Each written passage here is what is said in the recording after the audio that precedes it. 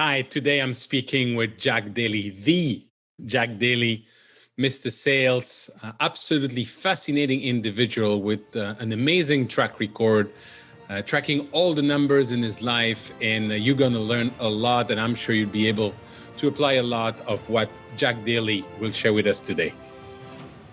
Hello and welcome to a new episode of the Business of Meeting podcast. I'm Eric Rosenberg, and today I'm absolutely delighted to speak with the icon of sales anywhere in the world, I would say.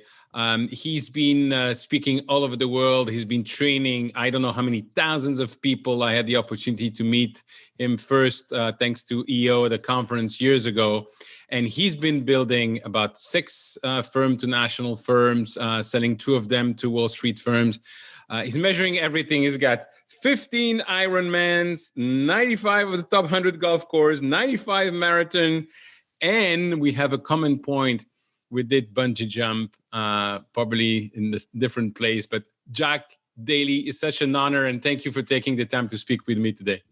Eric, you've already impressed me with your homework. All the numbers you got correct. How about that? I did sneak 1 virtual marathon in, so I'm now at 96 because I'm hoping to get to 100 marathons in November in Athens, Greece, where it all started. So we'll see. That's phenomenal. And how can I not speak about numbers, because I'm following you for years and you're all about numbers, and obviously it shows with all the successes you have. But where did you bungee jump? So I bungee jumped. The first ever bungee jump in the world was in New Zealand, and that was off of a bridge. I did that one, and then in the afternoon, I went about an hour drive away and did the largest in the world. And then I was in South Africa about 6 years later, and I saw advertised the largest bungee jump in the world there. And I'm like, wait a second, how could there be the 2 largest? So I did do that one. And what I found out is the one in South Africa is actually higher than New Zealand, but they shortened the drop. So you get snatched a lot earlier. So the drop in New Zealand is the longest, but the highest is in South Africa. I checked the boxes on them all. That's great. I actually bungee jumped not far from where you did in South Africa. I did that at Victoria Falls. On the bridge between Zimbabwe and Zambia. Sure, I'm aware. Yep. So, Jack, you have a phenomenal career. With start with one of the big firm, Arthur Andersen. And we're speaking, of course, mainly about entrepreneurship here and about business owners in the meetings and event industry. But what is can you remember the moment when you say, I don't want to be in corporate anymore. I want to have my own business. I'm going. Well, there's a couple answers to that. Everything seems to be complex with me answering questions on podcasts. I knew at a very early age that I wanted to have my own business. And that was at 13 years old because I took the summer and interviewed 200 successful people in business and wanted to know how they became successful. And what kept coming out to me was run your own business, have your own business. However, they also said, understand the numbers, because too many people get into the business and it's a good business and they do a good job at certain things and they know the product or the service, but it crumbles because they don't understand the numbers. So I was actually educated as an accountant and went to work, as you mentioned, on Arthur Andersen directly after school. And then I bounced around a little bit in the corporate world to just get my bearings on, hey, how do these big companies run? Because when I grow my company, I want it to be a big company. So then that took me to about 26 years old. And 26, I started with my own business and was at it for ever since till the age of 46. Although we could say that in the last 25 years, I've had my own business. I just view it differently because it's a quality of life speaking business. Right. And you were, although raised as an accountant, you were highly focusing on sales, right? Without question. My first sales job, 7 years old, owned the market, charged twice the price of every kid I competed with. The other kids were playing hide and seek and tag, and nobody was paying them. And I'm knocking on doors and selling potholders and saying, what's wrong with those kids? This is a game. This is fun. And then at 13, I built my first company. I actually had 5 employees delivering the newspapers that I sold. I took a newspaper route, Eric, of 32 customers, and in a year grew it to 275. And Wow. if you're in the Philadelphia area, after going to school all day in the winter and it's dark at night, you're delivering these papers in the cold and snow, it's not a fun job, and you don't have any time to sell any longer. But you had to be 12 years old to have a newspaper route, so I hired 5 11-year-olds and said, here, I'll split the money half with you and half with me, and off we go. And that's where the bug started. No excuse, right? Always doing the work. Got to find a way to get it done. Absolutely. And then fast forward with all the success you have in business, you said, okay, now I'm going to help people manage better their company, focusing on sales management. Did you put in place some systems that you were already using that you transferred to helping others?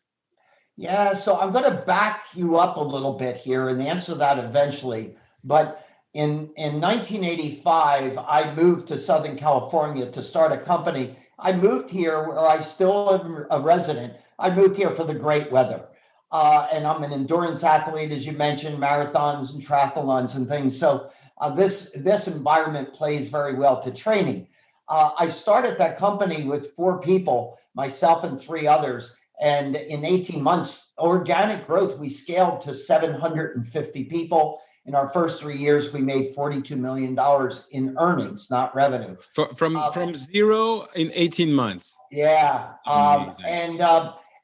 So as I was building that company, one of the people that worked for me hired a guy that does what I've been doing for the last 25 years. His name was Jim Pratt. And I sat in on his first session and I was just enthralled. And so I said, look, I have 22 locations here. I want to bring you to all 22 locations and I need to visit them anyway. So we'll go as a twosome. And that took about 3 months because he had other clients. And so there would be gaps between the time that we would see each other. And we flew on the same airplane and we stayed in the same hotel and we ate together. And I would want to get caught up on his life. And he would tell me all of these exotic things, how he was helping people individually, how he was helping companies grow, the visits that he was making around the world. His wife was traveling with him. And as I sat and listened to this, I'm thinking, man, all I'm doing is in this company busting my ass. This guy's leading a life. He's got no employees. He's got freedom. He works where he wants to work, when he wants to work. And so I turned to him after a while and I said, Jim, someday I'm going to do what you do. And he said, why would you want to do that? And I told him, and he said, if you're ever serious, call me and I'll drop what I'm doing, and whoever I'm doing it with to work with you would be an absolute gem. Wow. And that was in the early 90s. And so I've been at it ever since. So that's the backdrop story. To answer your question about the systems and processes, I'm all about systems and processes, which is really, really a unique thing, because when people think about sales, they think about, well, each person has their own style and the salesperson is born to be a salesperson. And I think all of that is hogwash. I don't believe in it. I think that you build the things that work best. You build the processes based upon what are best practices. Then you hire people and get them to practice those best practices. Mm-hmm. And then the rest takes care of itself. And so, it's all about the systems and processes. Let me just go on just for a moment. When I get hired, Eric, to speak at the President's Club or the Chairman's Club, where the company's honoring their very top salespeople, I have many clients that have me back year after year after year. And it's unsettling for me because the same people are honored each year. Now, I want you to think about that. They have the same economy, they have the same competitors, the same product, the same price, the same service, but the same group of top producers appear year after year after year. And so the only way that can happen is they must be doing something different than the other people. So figure out what your top people are doing, build those into the system and process, and then have your rest of your salespeople practice that, and everybody's game goes up. Absolutely. Absolutely. And to your point, Jack, system and processes, let's say that they're well spread in one specific company, but not everybody is using them so effectively and so successfully. So, and I know there's something that I didn't mention at the beginning, and I have so much admiration for anybody serving in the Army in general. And you made it until a captain in the U.S. Army. So again, thank you. Congratulations. Is it something that you learned there, the discipline? And is it something that you see the difference between the successful people that are using it, the discipline? Yeah, so your insight is really right on the money here, Eric. Look, I have a bachelor's degree in accounting, a master's in business, and I'm well schooled. But if you were to ask me as an adult, what courses do I remember that had a long-lasting impact in my life? It would be the courses that I took in ROTC in the military. They taught me leadership in a very, very ownership type way. They taught systems and processes. I want you to think about how an aircraft carrier that's housing thousands of sailors, and that goes out to sea, and we have invested billions and billions of dollars in that ship, and yet it's all pretty much handled by people that are in their teens and 20s. And so, like, how does that work? Well, they all follow the process and they all practice the process. That's the key, right? So I learned that extremely well in the military. I also learned the value of being able to communicate. I learned the ability to be a public speaker because you needed to lead people by virtue of your words and your actions. And so I think about the military and I say, gosh, that was the key. I was very fortunate to go to a school that it was mandatory for anybody in the school to be in ROTC for at least 2 years. Mm-hmm. And then I said, I'm hooked. And so I stayed. And I see many, many times what I believe it's a mistake, but I would like to hear your opinion on it. So you have a bunch of great salesperson, they're getting a lot of results, and one of them becomes the new sales director, and then it's starting to fail. So we call it the 3 sins of sales management. You just identified one of those 3 sins. I'll go and tell you the other 2 sins are where the owner entrepreneur is also wearing the hat of the salesperson or sales manager. I see that quite a bit in small emerging companies. Then the sin that you just talked about, taking our best salesperson and turn him into sales manager. And then the third is just a hair puller where you take the best salesperson, you make them the sales manager and expect them to sell in their territory as well, which now they're completely conflicted. And by the way, that third sin, the salesperson gets paid better to sell than they do to manage. So we're human beings. We're going to go where the water is, right? But look, there are cases where we have identified success taking a salesperson and making them the sales manager. Unfortunately, it's very, very few, very infrequent. But what typically happens is you lose your best salesperson and get a mediocre sales manager in the trade. And by the way, put in that position long enough and that best performing salesperson misses the act of selling, and therefore they leave the company to go sell for somebody else, which is often a competitor. Wow. Yeah, that's very interesting. One of the 3 things you mentioned is having the owner doing the sales. When we look at business owners in the meetings and event industry, it's not like the largest company in the world, but very, very needed, especially when you look at all the challenges in businesses in general and what they provide. But when you start your business, or when you restart now, obviously after the industry being hit, what is your advice for a business owners when it comes to sales, so that they would focus on what you believe should be the right thing, and how could they structure, because obviously there's a cost involved, how could they structure their organization so that they're not necessarily the only person doing the sales? Yeah, so it's a very complex question that you just asked, and we're not going to be able to give it complete justice on this podcast. It's a deep dive. But one piece of the answer is what kind of capital do you have to start your business? Because if you've got sufficient capital, what I can tell you is this, that in most businesses, if you want to grow your sales force in quantity and quality, right? And the person who's responsible for doing that is what I will call the sales manager. And so if you hire the right person in that role and you pay them correctly, in less than a year, they should pay for themselves with the increased business that their team generates. Mm-hmm. Now, I do CEO coaching all over the world by way of the phone.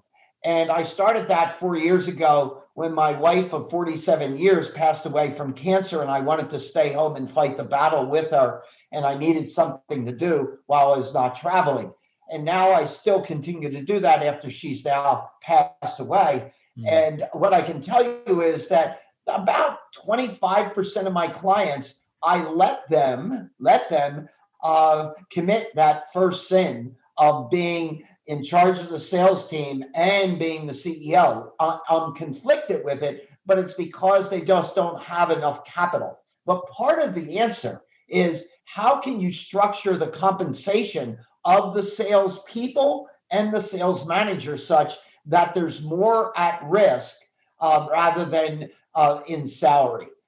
If you were to push me to the wall, what I would tell you is that my ideal view of compensation for salespeople is 100% commission only, and that the sales manager, a greater than 50% of their overall compensation should be predicated on the results that their team drives in. So they're at risk as well. Now, if you put me in that sales manager role, well, I'm in a hurry then to hire good people and then train them to be even better, because it's going to be in my vested interest. Well, what I just described is in the vested interest of the business entrepreneur owner. Yeah. Absolutely. So I get pushback from a lot of clients. Hey, people won't work for commission only, all of that type of thing. I have clients all over the world that have told me that. We've solved it in each situation. There's different ways to go about it. But if you believe that you can't because of your industry or your country that you're in, then I'm going to tell you you're right. You can't, because you can't sell anything you don't believe in. I happen to believe in it, so I can sell it. So I've actually gotten on the phone with candidates that my client's trying to hire, and I'm the guy that sells them into the program that is called the at-risk compensation program. One last point here. I have no problem paying salespeople a significant amount of money. I have had salespeople working for me that have made 7 figures when I, the business entrepreneur owner, was not paying myself that. But they ate what they killed. Yep. And what I'm also fascinated is some of the organizations that I know about that are actually capping the results of the salespeople. What do you think of that? I need the bathroom's closed. I could go in and throw up right now. It's one of the dumbest things I've ever seen. Look, let me tell you something. Watch this. I had a large organization. My largest was 2,600 salespeople.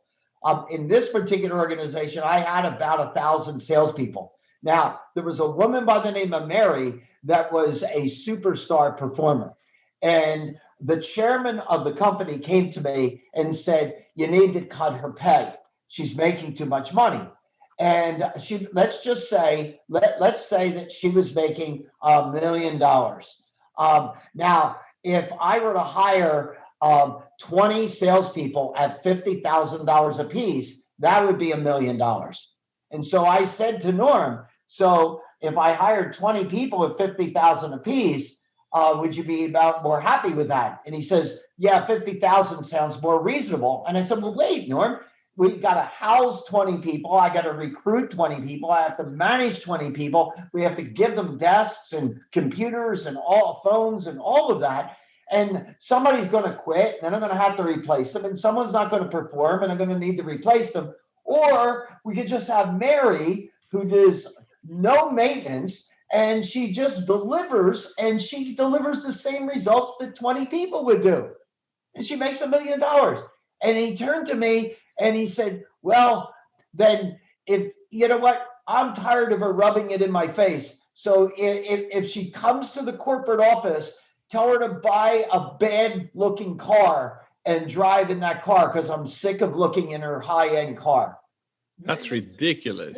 This was the chairman of a publicly traded company that wanted to make a stupid decision because the salesperson was making too much money.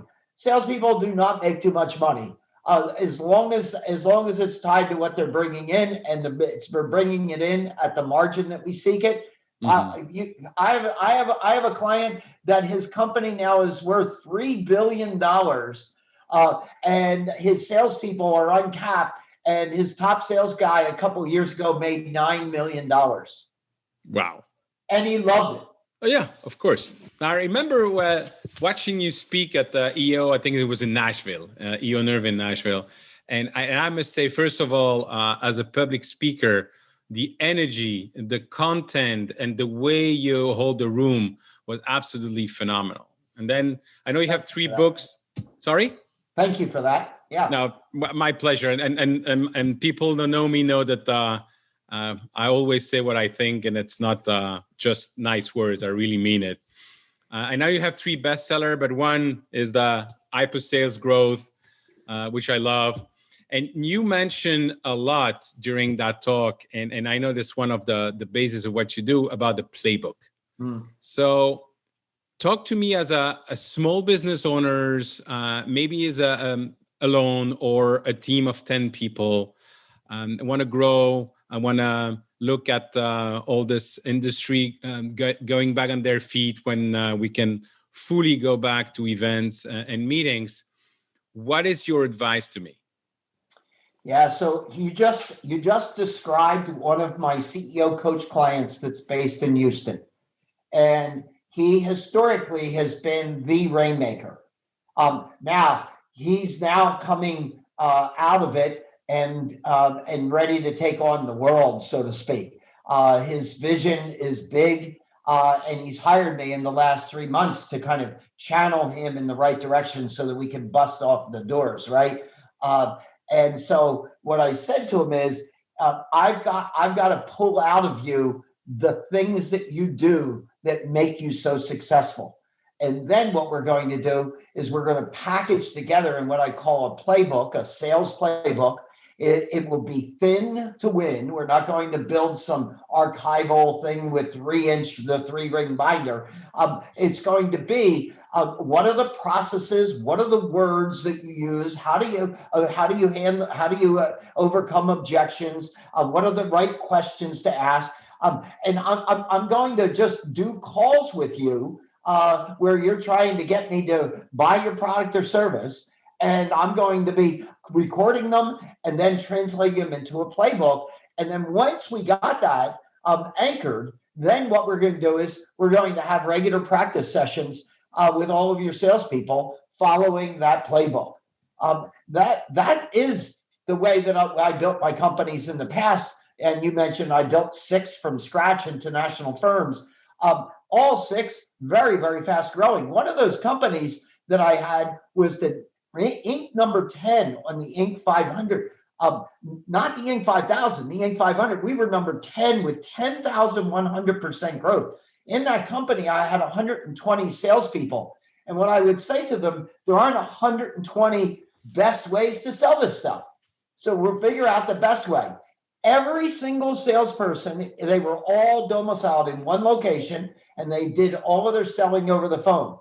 Every single salesperson, no matter whether you were the number 1 salesperson or number 120, a minimum of 1 hour per day of practicing. Huh. You know, Fascinating. Yeah. if you know, I say this all the time, Eric, sports teams are run better than most businesses. Doesn't matter what level, doesn't matter what sport, but the coach wouldn't consider putting their players on the field without the playbook and the practice that adjoins the playbook. I've taken golf back up lately, and I hadn't played in some 10 years while I was doing my triathlon sport. Well, my game is really pretty rusty, but I would get together with my friends who are golfers, and they're retired, so they're playing often.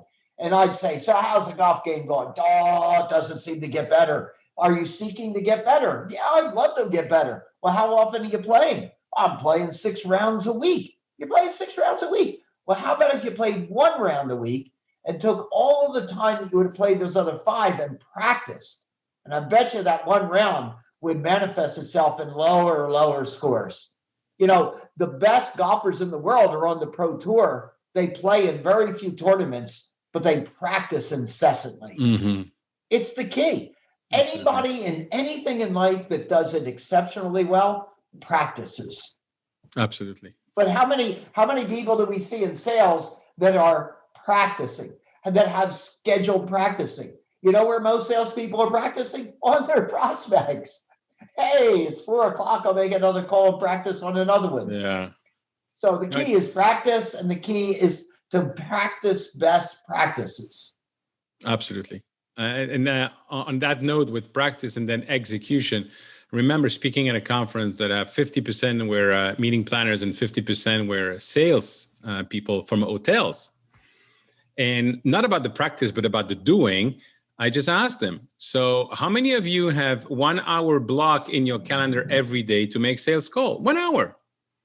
And I maybe had 5 people, 6 people out of 100. And I was completely shocked, because that's what people should be doing. And in 1 hour a day, come on, it's just a matter of blocking your calendar. It's so easy.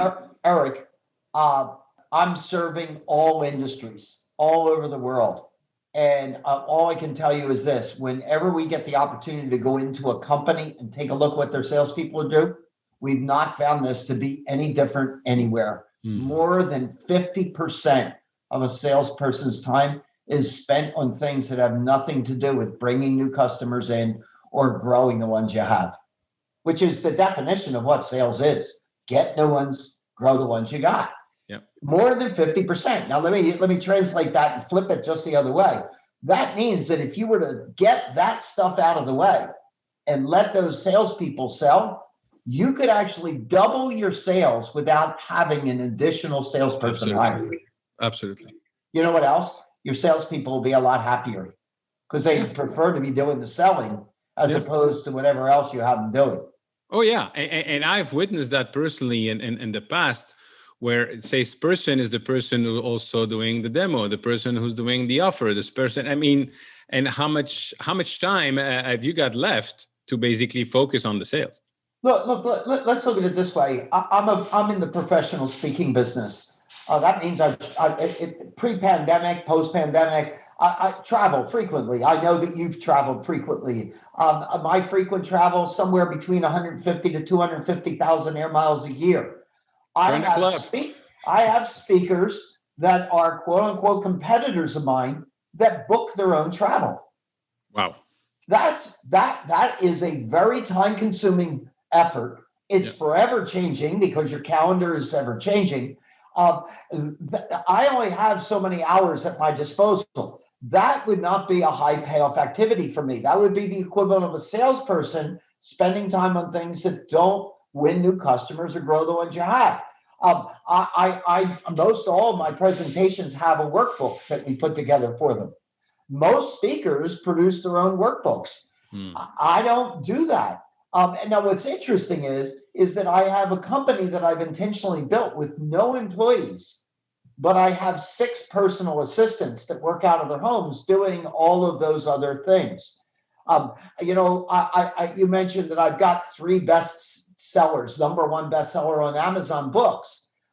They're on my website, jackdalysales.com. Well, other speakers have books and they sell them as well, but that's where the difference is, because they've got them stored at their house and an order comes in, and then they go to the garage and they put them in a box, and then they put the label on it, and then they drive them to the postal office or UPS or FedEx.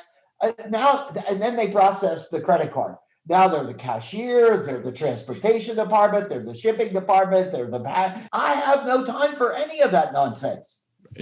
Right. And so what we all have to do is figure out what are the things that we're working on that'll make the biggest impact, that'll move the needle the most. Absolutely. You were impressed when I said organic growth from 4 people to 750 people in 18 months. Well, if you build the processes and you hire people and you get them to practice the processes, it's not that difficult, quite frankly. It just isn't. And so, how do fast growing franchises grow at the speed they're growing? Mm-hmm. Starbucks will open up a new store 1 or 2 a day. Well, how does the entrepreneur, the startup entrepreneur says, I can't even imagine that. And I think just one more of the same. What you just said applies to anybody who's listening right now. Do the list of all the tasks that you are actually doing. Then put the mark next to those who you can delegate, and then forget about those who are absolutely not needed. But then those who you can delegate, then find the right people. And today, in this day and age, with all the technology, with all the website, with all the network, it's absolutely possible for anybody to do exactly what you did. But it's the mentality of thinking, okay, who can help me in what I'm doing, and how much can I delegate instead of willing to control everything? Yeah, well, that's the key, is the ability to give it up.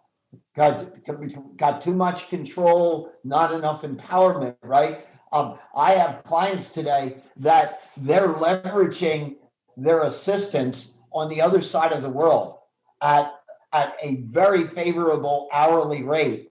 And while they're in bed, their assistants are hardworking. They wake up in the morning and all of the work was done. Yep. What a competitive advantage to have that. Your business, in effect, is up and operating 24 hours a day while you're sleeping.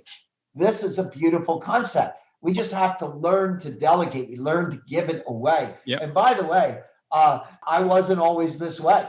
I was one of those guys that, felt like you needed me. When I graduated from school, went to Arthur Andersen and got into the corporate world before I took my entrepreneurial journey, I was the CFO. I mean, I got to close the books. I got to produce financial statements. I can't be letting other people do that. And so I had a CEO that said, well, you're never going to grow further than what you are if you don't give that stuff up. Mm-hmm. And so he gave me an extra couple weeks vacation. And so during the 2 weeks, I had to take it the last week of the month and the first week of the month, because that's when you close the books and do the financial statements. And he wouldn't allow me to contact anybody in the company. And when I came back and saw that it was done, he said, okay, for 3 more months, I don't want you involved in that process. And once you get through that next 3 months, you'll learn that you're never needed again. That was the last time I ever closed the books or did financial statements in my life ever again. What an amazing mentor you got there. Yeah, absolutely. He called me into his office one day and he said, you are the most impressive guy I've ever hired and who works for me. I can't believe it. He said, have you ever given any thought what you want to do when you grow up? I was in my mid to late 20s. And I said, actually, John, I have. And I want to be the CEO of a company that's national in size, that's in the money business. And that's what this company is, except that you're in your 40s and you've got my job. And he said, you know what, Jack? You know what? We'll make a succession plan. And once we complete the plan, I'll hand you the keys to the place. And wow. 3 years later, he knocked on my office door, and he said, hey, kid, heads up. And he threw me the keys and said, I'm off to Wall Street. And he left the company to me. Wow. That's phenomenal. Yeah. So that's precisely having the right players in the right spot. And I would say the right players in the right spot with the right state of mind. How do you do that? Yeah. So opening a business is risk. Keeping it all within your control is a bigger risk. And, Michael Gerber wrote a classic entrepreneurial book called The E-Myth E-Myth. Revisited. I tell every entrepreneur, mandatory reading. The concept of we got an entrepreneurial moment where we thought, here's a business opportunity. And it was the last time we were an entrepreneur. The rest of the time we went to work for this company, working longer hours, doing everything and not making as much money. And so what you have to do is you have to, again, build processes and systems that work and then delegate and empower your people to do the work. And so it's that is the secret potion. Mm-hmm. The secret is that there's no secret. Secret is no secret. But you've got to release. You've got to let people do what they are hired to do. So, and that's also how you create the greatest culture, which for me is like the key essential part of success of a company. So let's take the 6 companies that you've built from scratch and developed to a nationwide structure. Was there always the same structure, the same culture, the same values, or was that different? And how would a business owner basically develop the greatest culture for their organization?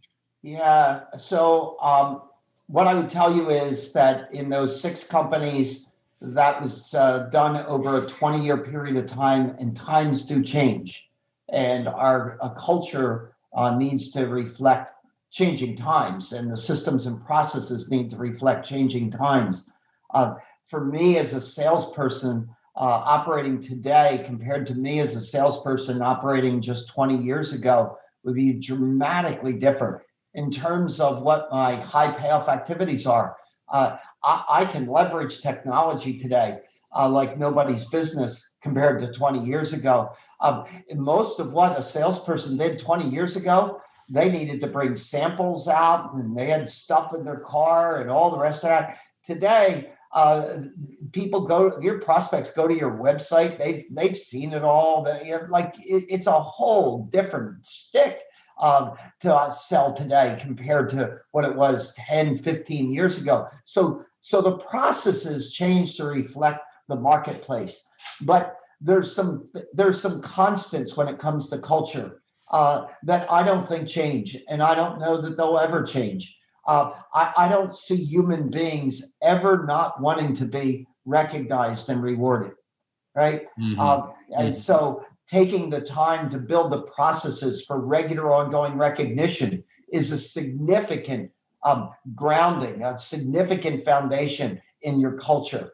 I think people want to know where they're headed and how the company is doing and how they personally are doing. So what am I describing now? Communication. And so what are your processes for consistent communication? And, we started out, I started talking about the benefits of being in the military as an officer in particular, trained in being a good communicator. So letting people know the direction and how we're doing, the values of the company, those types of things. That I don't see as changing. Personal and professional improvement. I think people want to go to work at a place that's going to enhance their performance in life, that's going to raise the bar of what they could be. Think about if you have children, I want my children to go work in a company that's going to elevate their game, that's going to make them a better person and make them a better professional. And so if that's what you would like as the entrepreneur owner of your business for your kids, well, that's what the parents are hoping you're doing for theirs as you hire them in your company. So personal and professional development processes, I don't see that going away. I see that becoming more and more important. And by the way, Eric, I would tell you, don't just focus on the professional. What I've had great success in doing is helping people elevate their personal life. If you were to go to my website, jackdalysales.com, I have my bucket list posted on there. I have my goals personally posted on there. And what I'm trying to do is elevate people's game, to show them, hey, there's a lot that you can do in life. Mm-hmm. Have you thought about what you want to do in your personal life? as a CEO, there's nothing better than knowing the 3 top dreams of each employee and getting up every morning and looking at the list and saying, I wonder if I can help somebody's dreams come true. And then I would tell you, especially in today's environment, from a cultural standpoint, people want to be given empowerment. They want to be held accountable, Yep. but they want to be empowered to do their thing as they see it, right? Which is an interesting dichotomy when you say systems and processes, and I'm talking about doing their thing. But doing their thing is being accountable. Doing it in the system and process fashion, that's a negotiated process that we need to get involved in, because we don't want them all out there being lone rangers. Yeah. Absolutely. And you know, there is no opposition for me in what you said. You just define the highway, and then you let people drive in the lane they're more comfortable. There we go. Absolutely. Well said. Thank you. Jack, I know you have a busy schedule, and I'm so happy and so grateful that you took the time to speak with me today and share with everybody your knowledge. I know you've mentioned twice, but as they say, you have to mention 3 times something for people to remember. So people they want to get in touch with you, they go to jackdalysales.com. Is there another way to reach you and see what you're doing? Yeah, jackdalysales.com. And Daly is Daly. That's probably the best place to go. But I will tell you, it is incredibly filled with free resources, workbooks, 40 and 50 pages in length, free, that we use in our workshops. There's more YouTube videos of Jack Daly in 2 to 3 minute chunks than I think that you can consume in a year. And they're all sitting out there for you to take advantage of. I would encourage people, for example, to go to YouTube and punch in Jack Daly money bag.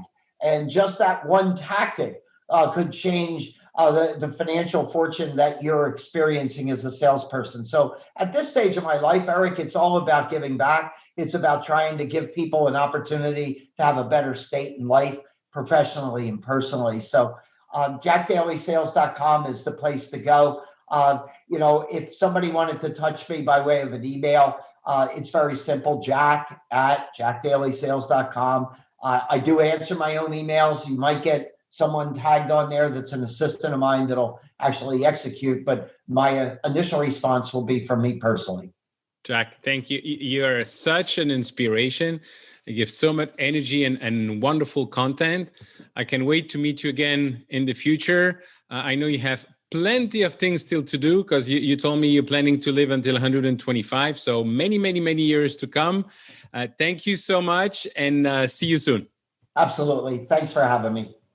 Thank you, Jack. It was wonderful to speak with you today, and I wish you good luck to reach the 100 marathons next November in Athens. Ladies and gentlemen, if you want to get in touch with me, please reach out on LinkedIn or join my Facebook group, www.eventbusinessformula.com/group, where we discuss everything related to owning your own business in the meetings and event industry. Thank you.